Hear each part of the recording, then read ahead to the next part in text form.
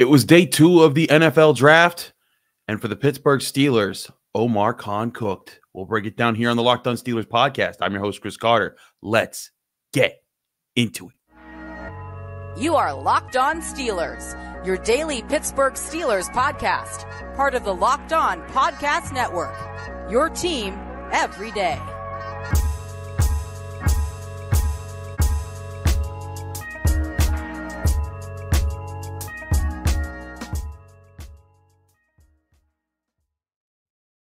Hello and welcome to the Locked On Steelers podcast. I'm your host, Chris Carter, bringing you your daily dose of all things on the Pittsburgh Steelers. As always, you can find the show in your favorite podcasting apps and on YouTube. Like this video if you enjoy it. Subscribe to this YouTube channel to get all of your daily Monday through Friday episodes, as well as our bonus content. We thank you for making us your first listen every day because we're your team every day. And today's episode is brought to you by LinkedIn.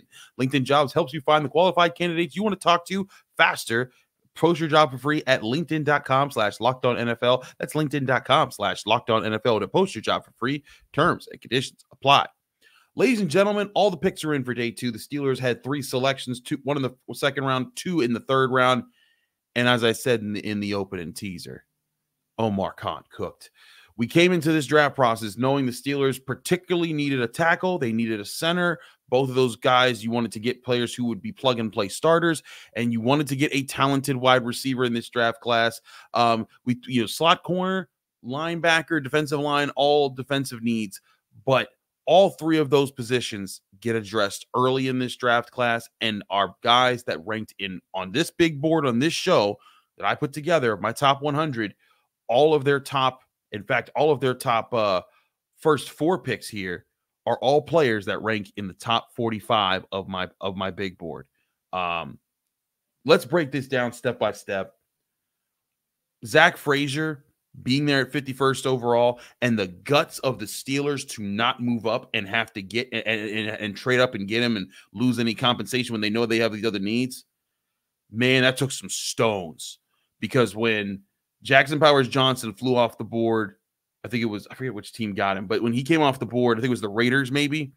I was doing my live show. Also, shout out to everyone who was on the live streams this weekend for the Pittsburgh Post-Gazette. We had a blast for 4 hours each night, breaking things down for you all. And you guys got some leads on some things, because we actually were getting some stuff out before everyone else on those live streams. We had Zach Frazier and Payton Wilson before everyone else on there. But one thing we talked about when we looked at that, and we were talking about on that show, and I talked about leading into it, was that it was just hard to see Zack Frazier falling that far for the Steelers to be at 51. And when that happened, when Jackson Powers-Johnson was drafted, I was like, go up and get him. You don't want to waste any time. You got to get your center. The Steelers had the guts. They read the tea leaves of what other teams were doing. They waited out, and they get their guy at 51st overall without having to trade up. And they do so while also getting their premier offensive tackle in the first round. Now, again, this was why I did think that they were going to go get the first round tackle. I wasn't so sure that Zack Frazier would fall to 51. I thought that they might be comfortable with getting a Cedric Van Pran maybe in the third round or someone else later.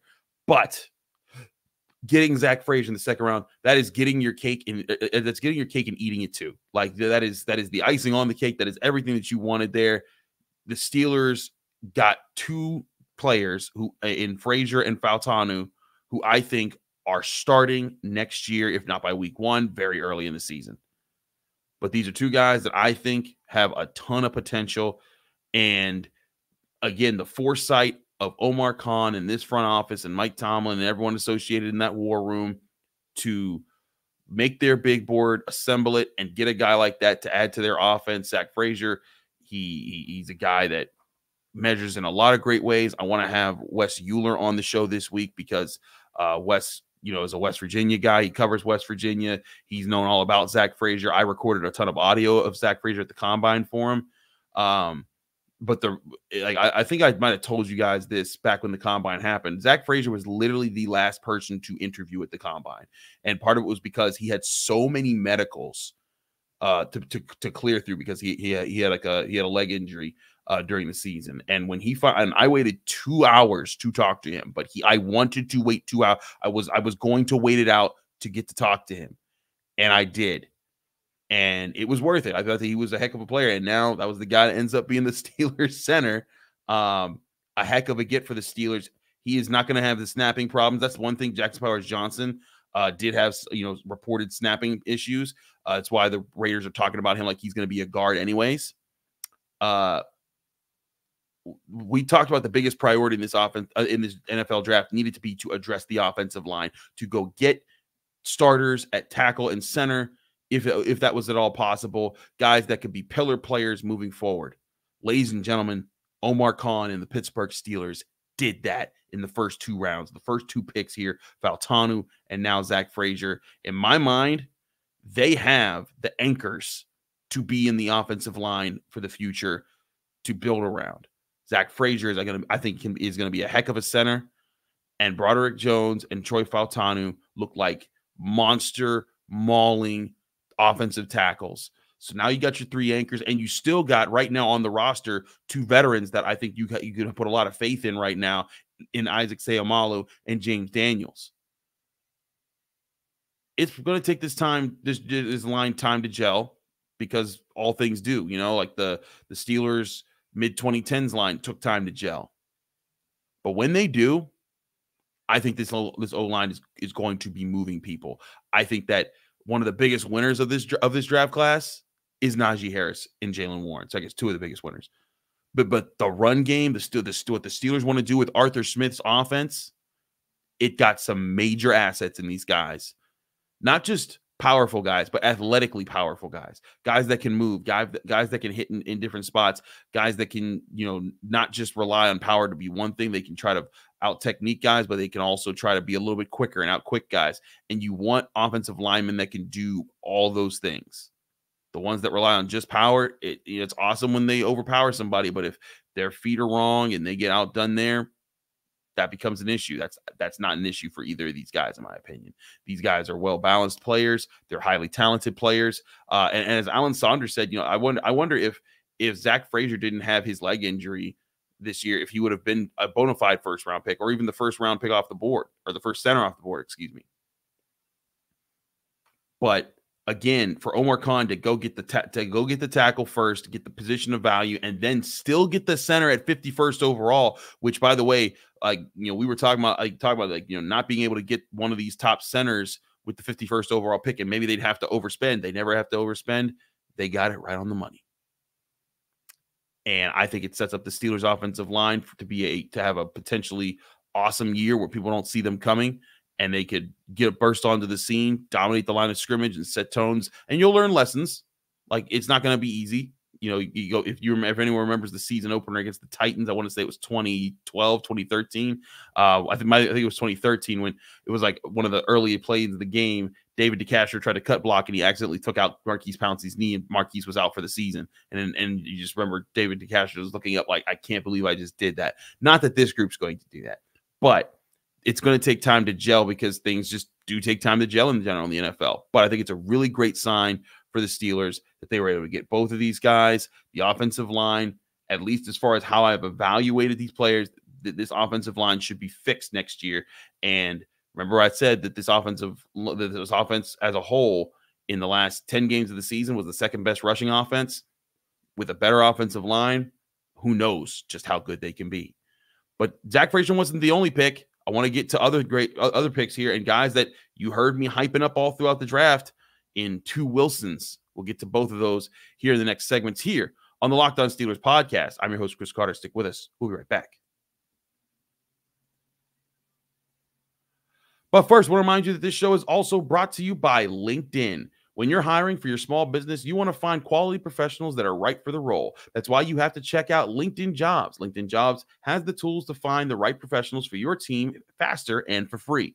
LinkedIn isn't just a job board. LinkedIn helps you find professionals that you can't find anywhere else, even those who aren't actively searching for a new job, but might be open to the perfect role. In a given month, over 70% of LinkedIn users don't even visit other leading job sites. So if you're not looking on LinkedIn, you're looking in the wrong place.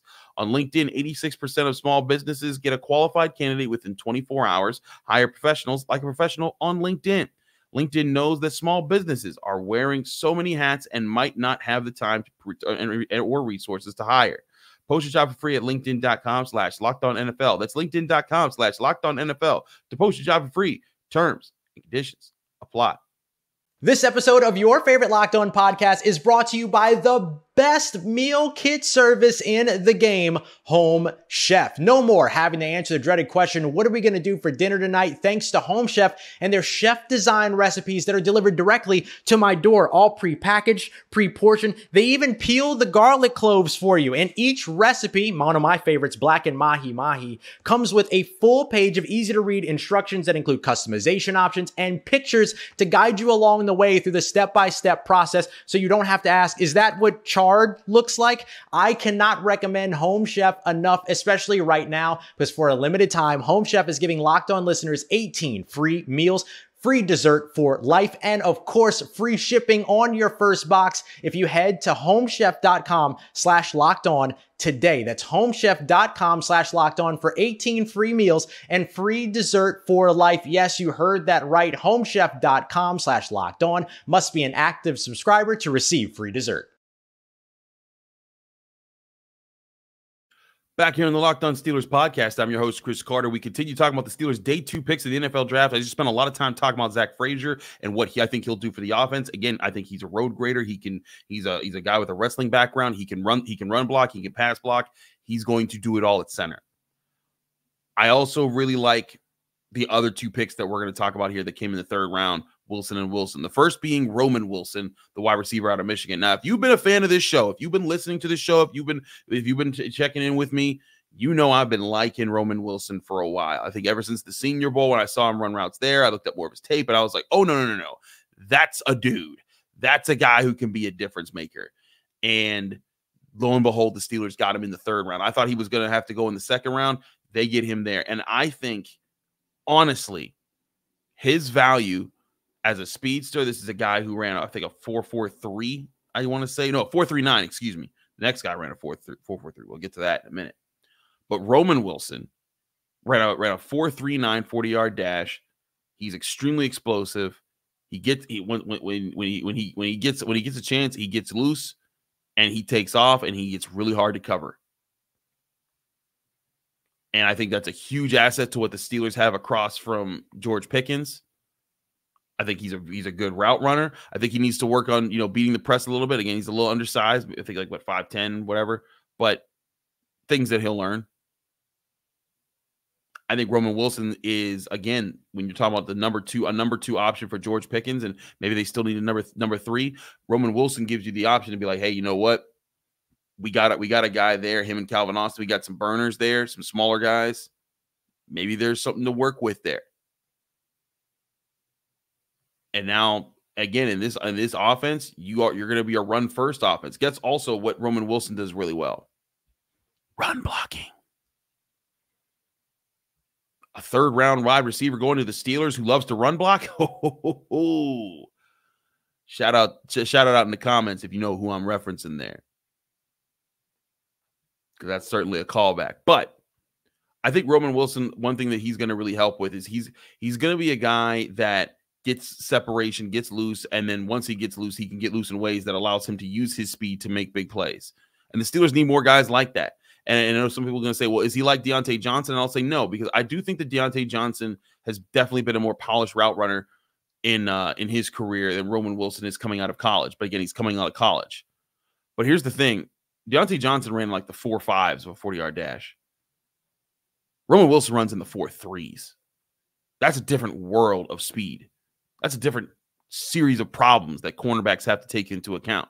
And maybe because of his lack of huge size, maybe you want Roman Wilson in the slot more, and maybe that means the next guy that you go get is another playmaking type wide receiver.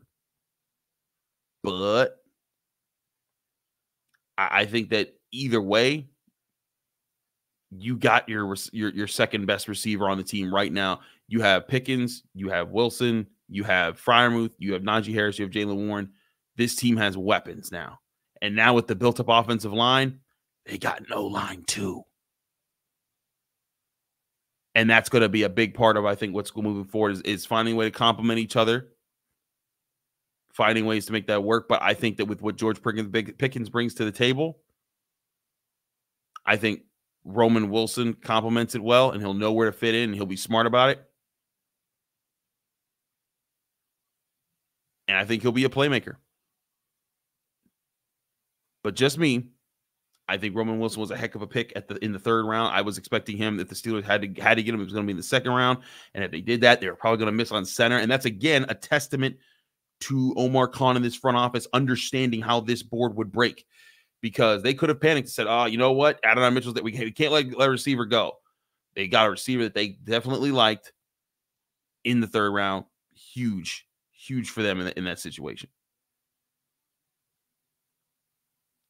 And I wonder what's going to happen, too, with this offense, with how Arthur Smith's going to engineer things up. Because we know he wants to run the football, but we also know that he wants a balance there. And I think it's going to be interesting to see how he tries to get at it. But, again, when I look at how the Steelers are set up right now, the new offensive line, adding a wide receiver, the new quarterbacks, I think that they're in a position to be a lot better than they were last year. And again, it's going to take time for some of these rookies to get up to pace or get up to speed. But if they do, watch out, man, because the Steelers, this will be the second draft where I think the Steelers had a very, very, very strong start to the draft. And I think that's something that should not be overlooked when we're talking about how this board fell. Again, Omar Khan could have panicked at any point, traded up and done a lot of different things, but he was patient. He got his players at the right values. He stuck to his guns. He stuck to what he saw in the big board, and that worked. Sorry, taking a little sip of coffee here because it's pretty late and I've been working a lot this whole week, actually. But again, when I look at Wilson, I see a separator. I see a guy who's going to get open. I see a guy who's going to create plays. I think he could get better as a guy with the ball in his hands at making people miss, but I think that he's a guy that when the ball's in his hands, if you don't have an angle on him, he's gone. See ya. And I think that would be nice to have on the Steelers is that a guy who Deontay Johnson was doing that at the end of the year with George Pickens. It'd be nice to get a guy that can be like that. And I think that right now, the Steelers situation, they don't have to go out and get a Brandon Ayuk now. Again, this is why I was kind of saying that, like, downplaying that the whole time. Like, I don't see the need for that. You know, maybe for lesser quarterbacks that don't cost wide receivers that don't cost as much, maybe.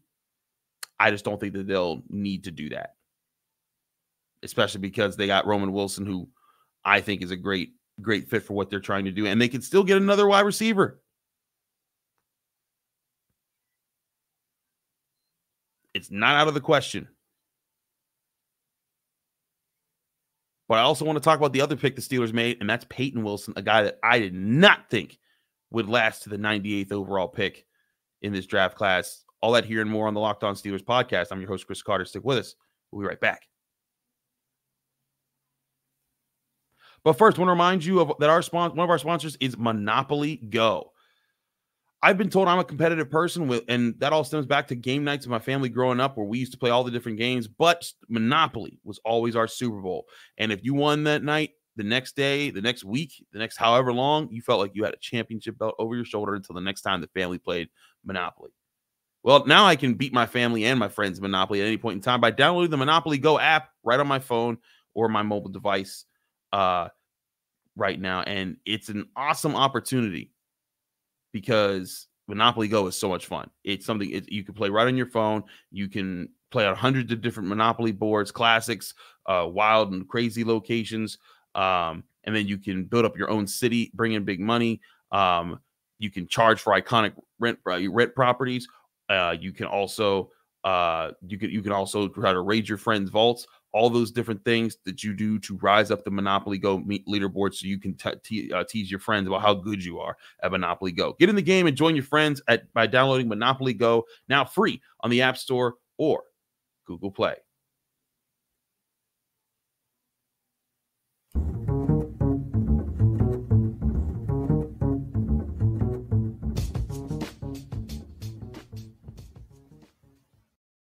Back here on the Locked On Steelers podcast, I'm your host, Chris Carter. We continue our talk about the Omar Khan's day 2 picks here.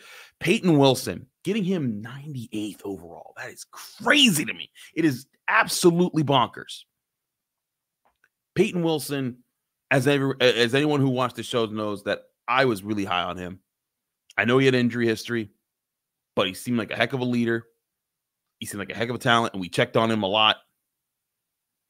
But he had an injury history, multiple injuries, major injuries.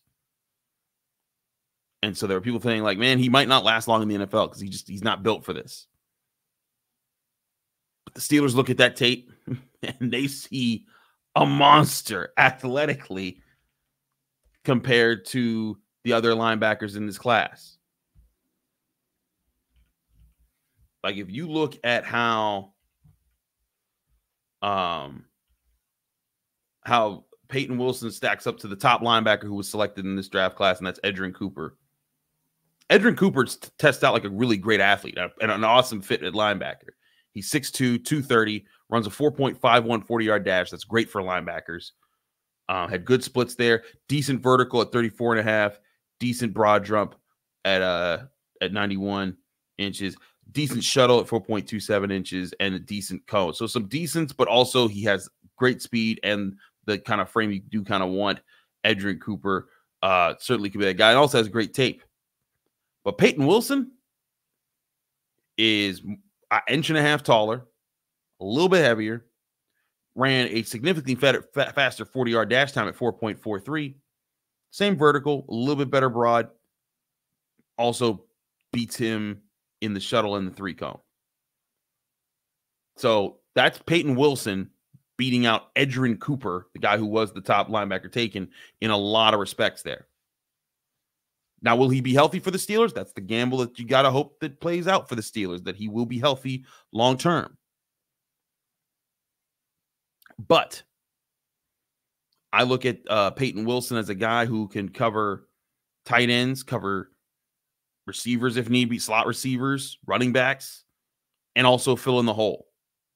And I really think that this Steelers defense, adding this piece here, not a good sign for Cole Holcomb, but you know what? That's a great sign for the rest of the team, especially the defense, and especially Patrick Queen and Landon Roberts, because now they have a partner who will be healthy,